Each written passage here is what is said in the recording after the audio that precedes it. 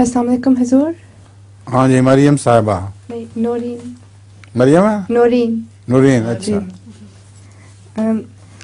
حضور کیا یہ درست ہے کہ بطخ مکروہ ہے اور پھر اس کا مطلب ہے کہ ہم نہیں کھا سکتے؟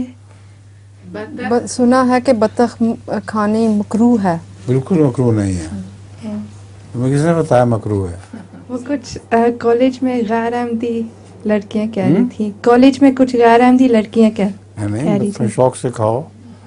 حضرت خلیفہ مسیح ثالث نے چائنیز بطخیں بہت پالی ہوئی تھیں اور ان کا گوشت عام بطخوں سے زیادہ بہتر ہوتا ہے، تو ہمیں بھی وہ کھلایا کرتے تھے اور اچھی ہوتی ہے وہ.